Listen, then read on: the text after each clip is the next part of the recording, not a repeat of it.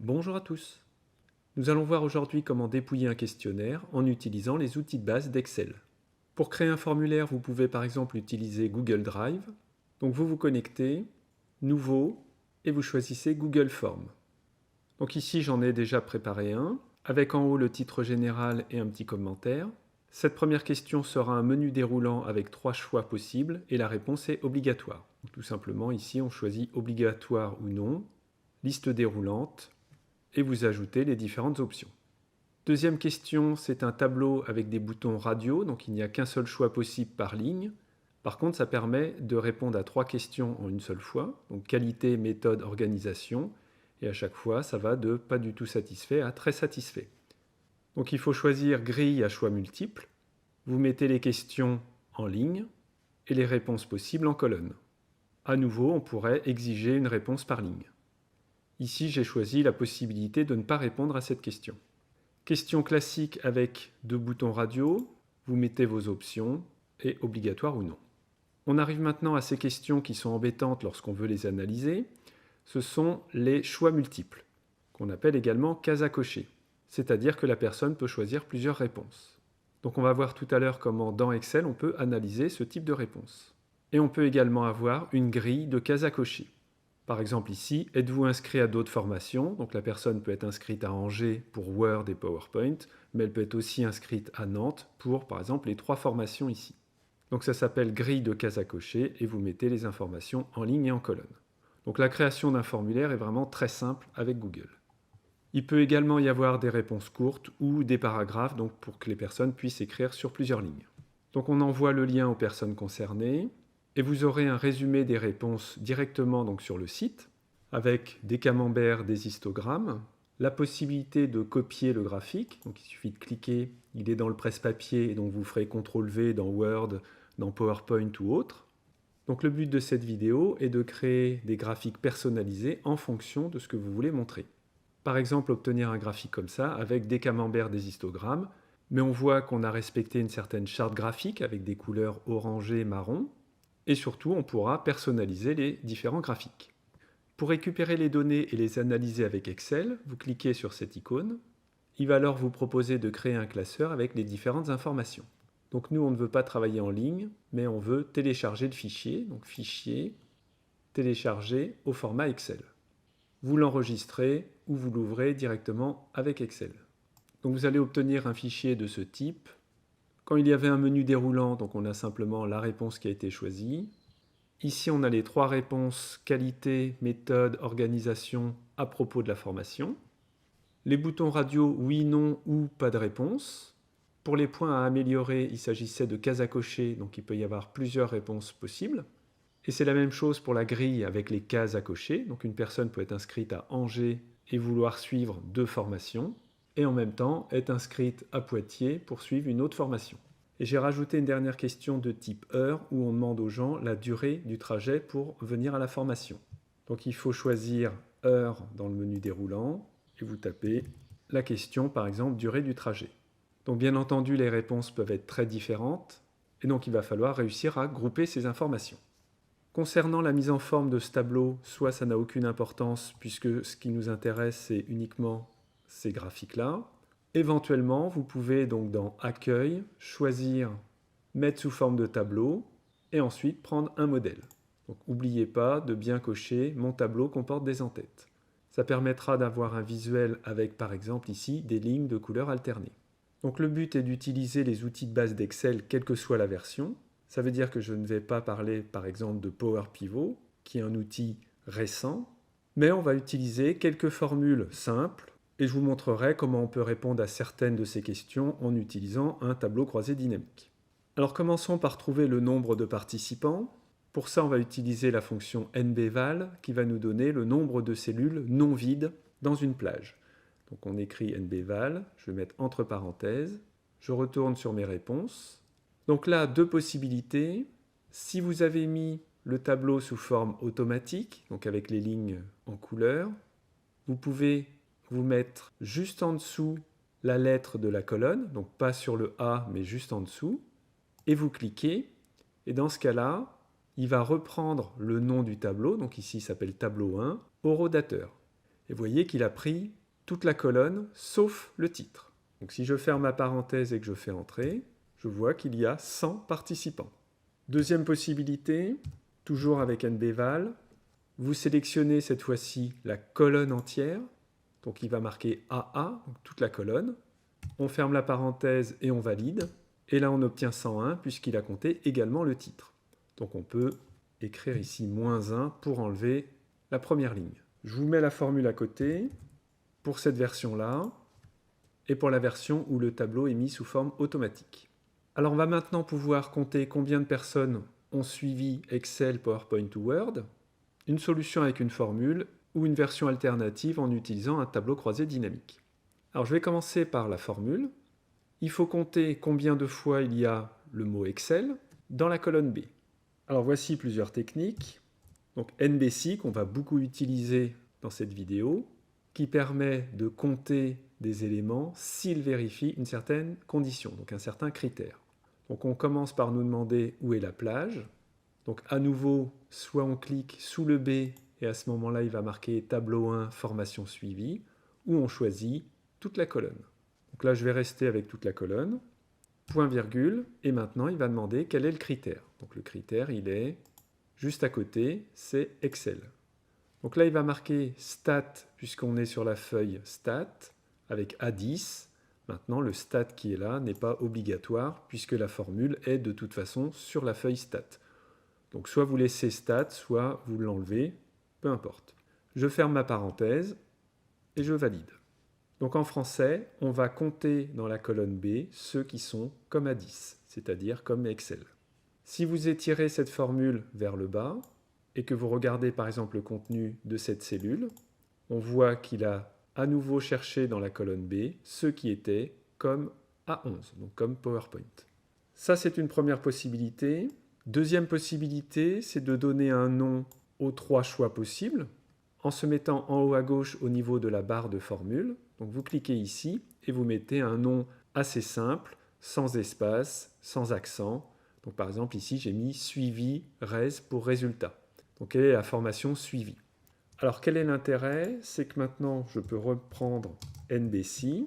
La plage, ça reste ma colonne B, point virgule, et je vais sélectionner maintenant les 3 éléments. Donc il va écrire stat suivi res. Je peux enlever éventuellement stat et je valide. Et maintenant il me répond directement pour les 3 cellules. Donc au lieu d'avoir 3 formules différentes, on a une formule unique. Alors maintenant, retrouvons ce tableau en utilisant un tableau croisé dynamique. Donc on clique n'importe où dans le tableau d'origine, insertion, tableau croisé dynamique. Si vous l'avez mis sous forme automatique, vous allez retrouver le nom de votre tableau, donc ici tableau 1. Sinon, vous allez voir la plage, donc $A1 jusqu'à la fin du tableau. On va le mettre par exemple sur une nouvelle feuille et on voulait savoir combien de personnes avaient suivi chacune des formations. Donc je vais prendre formation suivie, je vais les mettre en ligne. Donc là on retrouve Excel, PowerPoint, Word. Et pour les compter, on peut reprendre formation suivie et le mettre en valeur. Donc on a bien le 40, 30, 30. Donc pour ce type de question avec une réponse unique dans un menu déroulant, utiliser NBC ou utiliser un tableau croisé dynamique, c'est pareil, c'est aussi rapide l'un que l'autre. Si maintenant on reste avec nos boutons radio, donc là il y avait un seul choix possible, par contre on avait 3 questions qui concernaient la formation. Donc comment obtenir un graphique à propos de la formation où on aura bien les 3 questions avec les 5 résultats possibles, donc de pas du tout satisfait à très satisfait et éventuellement pas de réponse. Eh bien en utilisant NBC, ça va être aussi simple que le cas précédent. Donc on peut commencer par sélectionner les réponses possibles. Donc ici, c'est de pas du tout satisfait à très satisfait. Alors je ne peux pas mettre pas de réponse, puisque dans mon tableau de réponse, je n'ai pas de réponse. J'ai des cellules qui sont vides. Donc je sélectionne les cellules qui sont là. Je lui donne un nom en me mettant en haut à gauche. Donc là, j'ai mis forme res. Donc c'est formation résultat. Donc quels sont les résultats pour la question concernant les formations. Je clique ici. Égale nb.si, parenthèse.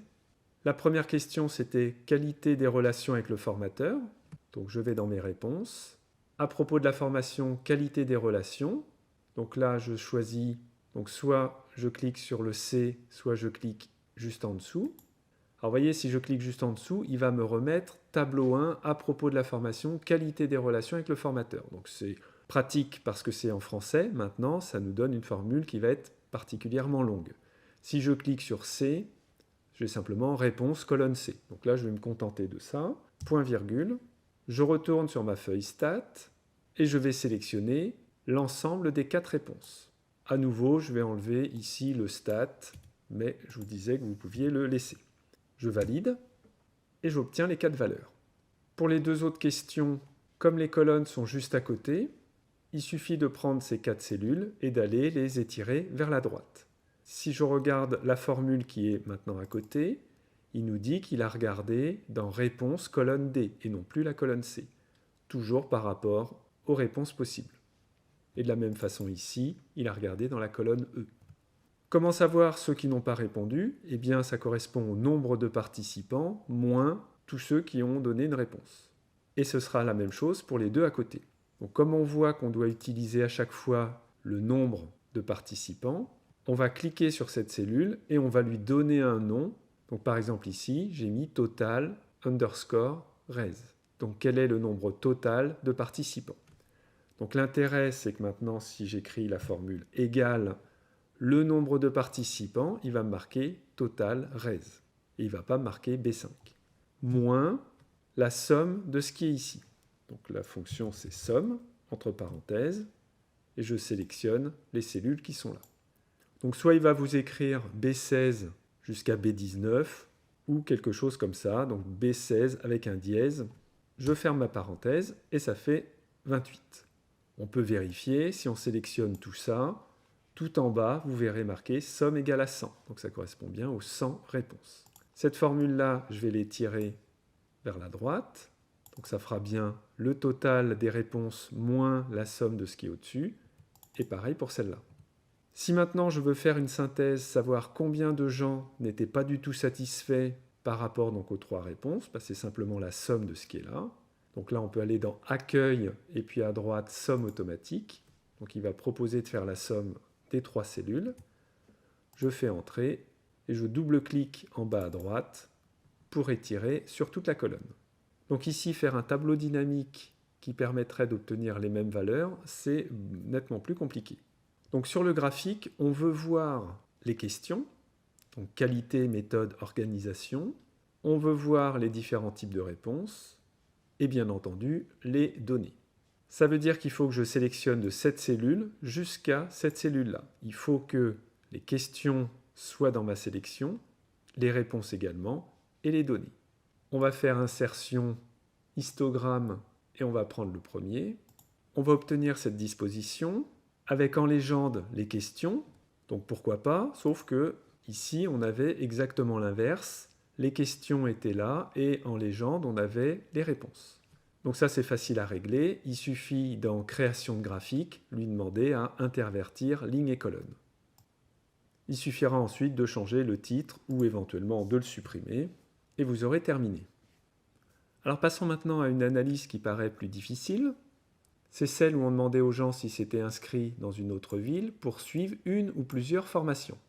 Donc dans une cellule, il peut y avoir plusieurs réponses. Si vous utilisez NBC en cherchant le mot Word, il va vous compter combien de cellules sont écrites comme Word, mais il va oublier celle-là en disant que ça, ce n'est pas égal à Word. Alors comment faire ? Eh bien, à côté, on va lui expliquer ce que ça veut dire contient Word ou contient Excel, etc. Donc ça, tout simplement, on va utiliser le symbole étoile. Donc étoile, ça signifie aucun ou plusieurs caractères quelconques, mais je veux qu'il y ait le mot Word, et ensuite, je veux éventuellement qu'il y ait d'autres caractères. Donc ça, c'est bien contient, ça veut dire qu'il peut y avoir des choses avant, il peut y avoir des choses après, mais en tout cas, il faut qu'il y ait le mot Word. Donc on va faire la même chose avec Excel. Donc là, je mets une majuscule, mais ce n'est pas obligatoire. Je peux très bien écrire PowerPoint tout en minuscule ou tout en majuscule. Et la formule qu'on va utiliser, alors je vais commencer déjà par le égal nb.si. Je vais sélectionner en G, donc la colonne H, et je vais cliquer ici sur Word pour vous montrer ce que ça donne. Donc là, on trouve 12 Alors que pour de vrai, si je demande à filtrer cette colonne et que je recherche le mot Word, je vois tout en bas qu'il y a 14 réponses. Donc vous voyez qu'il a oublié le Word Excel et le Word Excel qui sont là. Donc, je vais effacer le filtre. Donc cette formule-là ne convient pas. Par contre, si au lieu d'aller chercher donc, le Word qui est écrit comme ça, on lui demande de rechercher Word avec les étoiles, j'obtiens bien 14.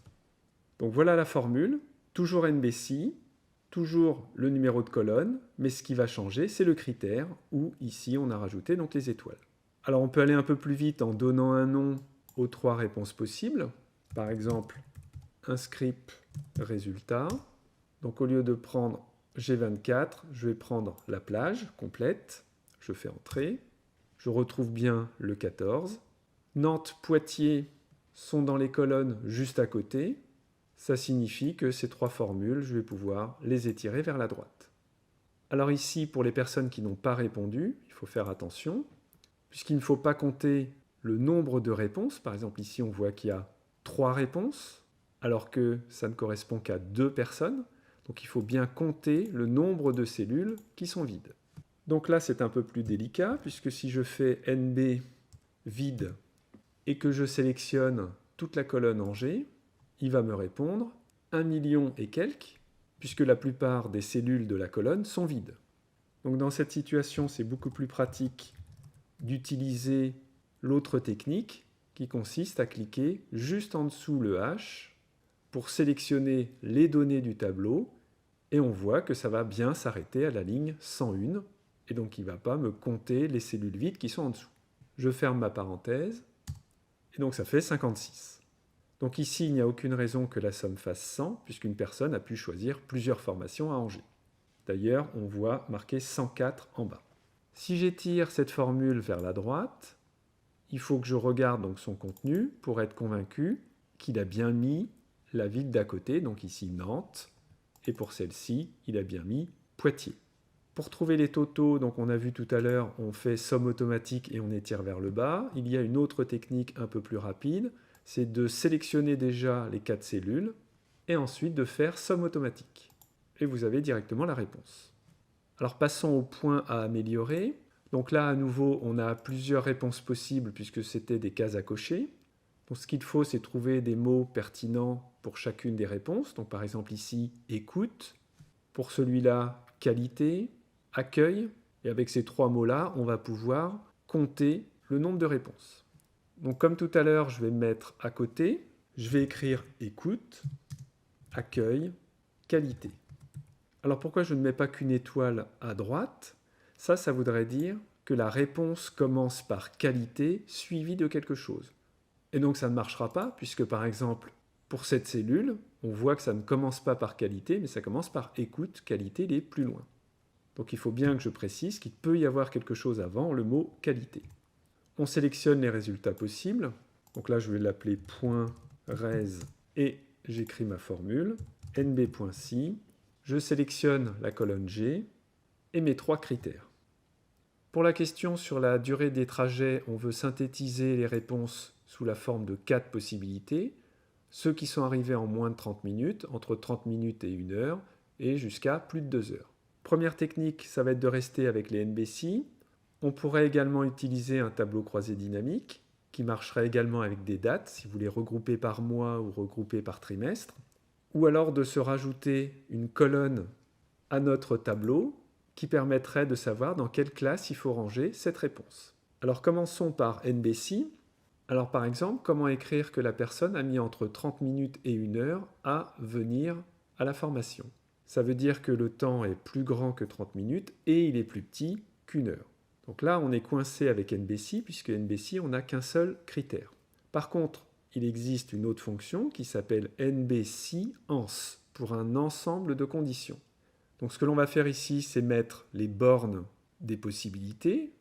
Donc ça va de 0 minutes jusqu'à 30 minutes. Donc entre ça et ça, on sera bien à moins de 30 minutes.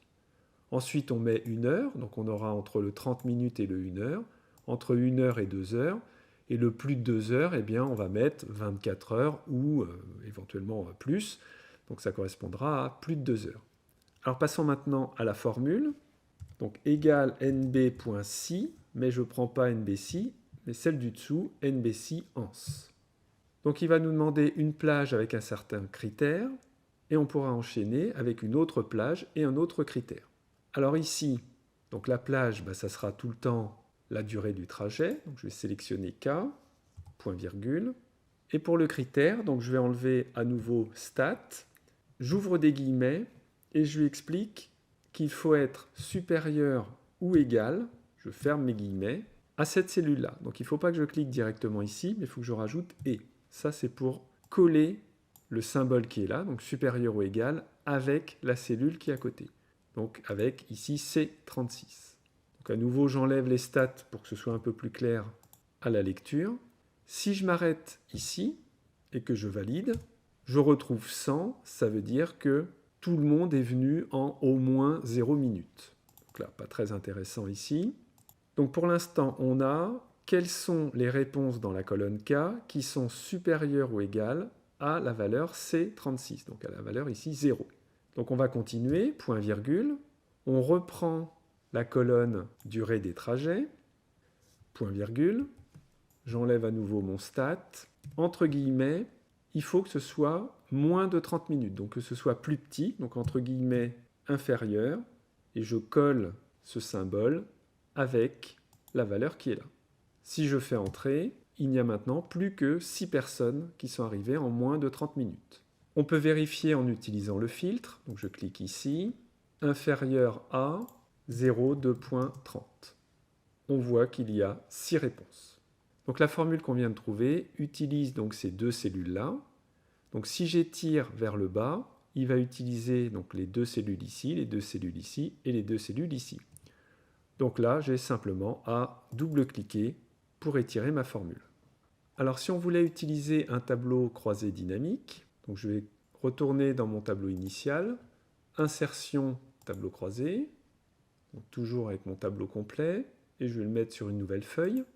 Je vais prendre le champ durée du trajet que je vais mettre en ligne. Alors soit il vous met tous les horaires ou il commence déjà à les regrouper.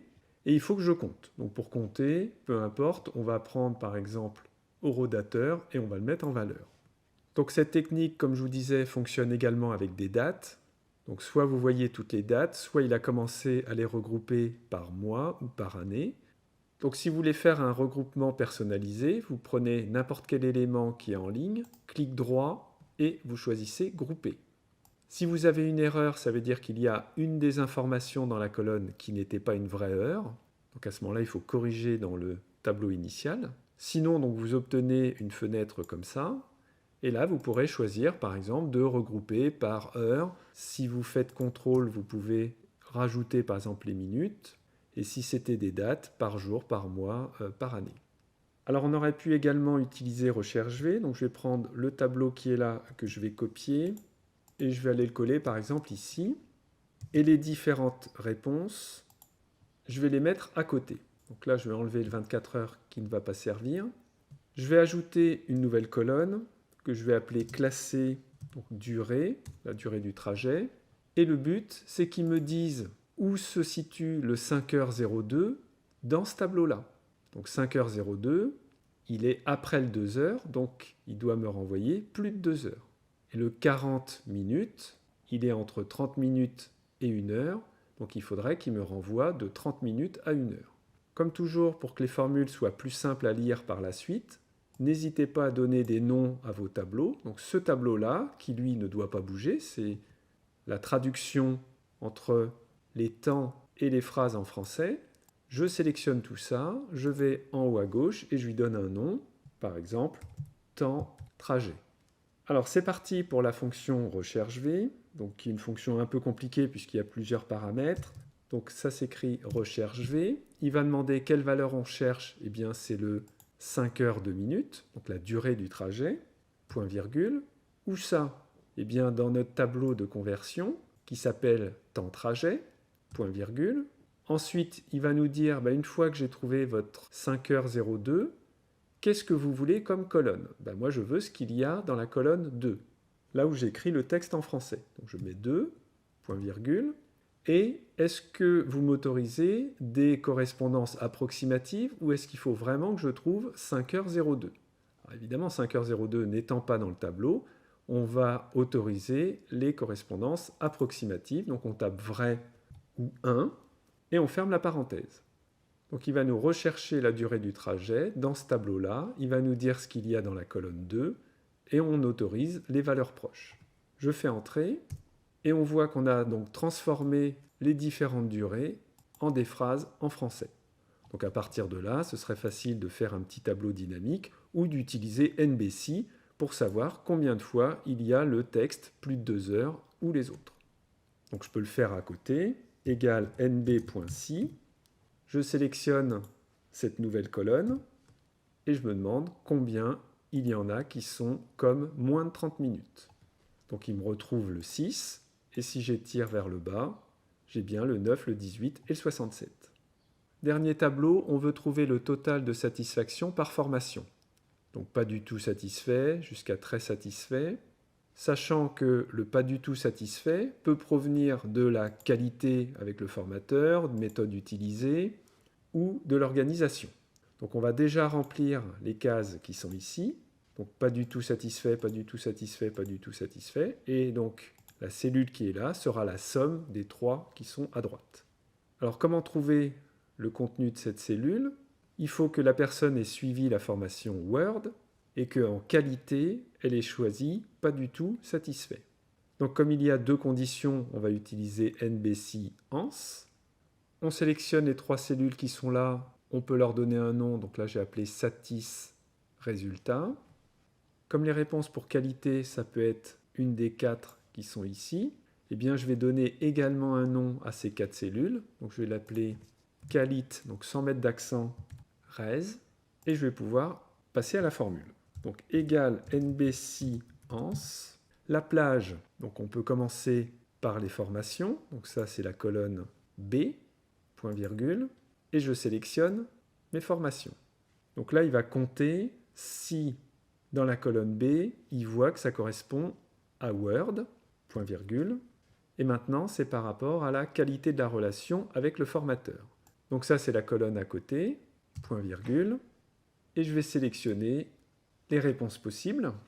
Je ferme ma parenthèse, donc on voit qu'on a 3 lignes, 4 colonnes, et quand je valide, il m'a rempli les 12 cellules. Donc rapidement je fais les 2 autres. Pour terminer, on va faire la somme des personnes qui ne sont pas du tout satisfaites, donc égale la valeur qui est là, plus la valeur qui est là, plus la valeur qui est là. On fait entrer. Comme à chaque fois on a un décalage d'une colonne, on va pouvoir étirer vers la droite et étirer vers le bas. Donc maintenant, ce n'est pas difficile de faire un graphique de ce type avec les satisfactions, les formations en légende et les valeurs. Donc je prends les données qui doivent apparaître sur mon graphique, donc toutes celles-là, insertion, et je vais choisir barre, et j'ai terminé.